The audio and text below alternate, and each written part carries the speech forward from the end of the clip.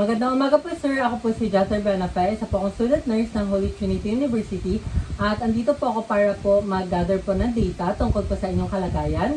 And wag po kayo mag-alala dahil po ang mag-gather ko po ng mga data ay magiging confidential at tayo-tayo lang po ang nakakalam. Kamusta naman po kayo? Maari ko po bang matanong kung ano po ang inyong pangalan at kailan po ang inyong kaarawan? Ako po si Edmer Genevian. Ang aking kaarawan po ay August 9, 1998. Maari ko rin po ba sir matanong kung bakit po andito po kayo ngayon sa ospital?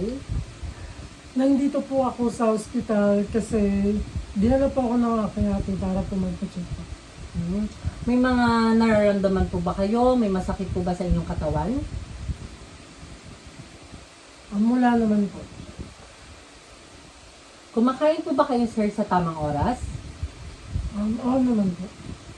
Nakakatulog po ba kayo ng maayos? Nakakatulog naman din. May bumabagabag po ba sa inyo? Mula naman po. May mga narinig po ba kayo mga boses sa inyong ulo o sa inyong tainga? Wala naman po. May mga nakikita po ba kayo na hindi ko nakikita? Wala rin naman.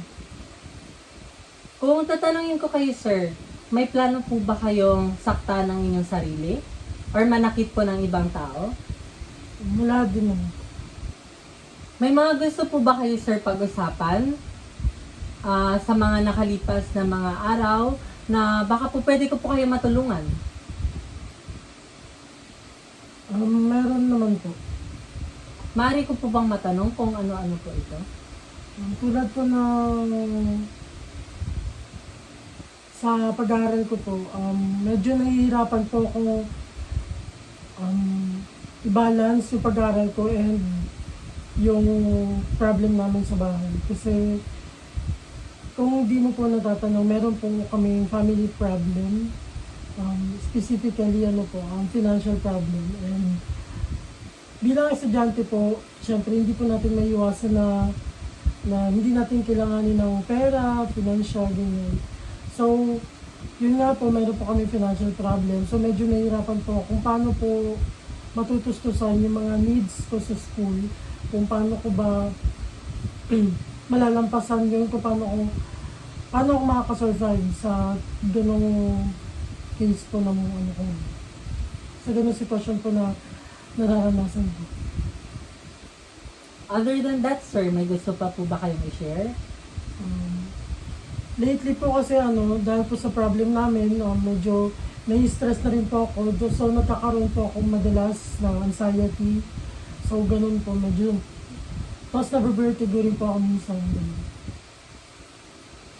So, kung mga ganong karanasan sir, pwede po kayo na kung nakakaranas po kayo ng ganyan, mas mabuti po na makipag-usap po kayo sa inyong mga magulang para po mas matulungan po kayo. And lagi lang po nating tandaan na kung sa pag-aaral po, gawin lang po natin yung best natin at wag po tayo ma-pressure. May mga gusto pa po ba kayong pag-usapan? Wala na rin po. Nakainom na po ba kayo ng gamot? Yes. So, kung ganun sir, maraming salamat po sa pagpapartisipa. At muli po, ako po pala ulit si Jather Noel J. Benafe, isa po akong student nurse ng Holy Trinity University. Maraming salamat po.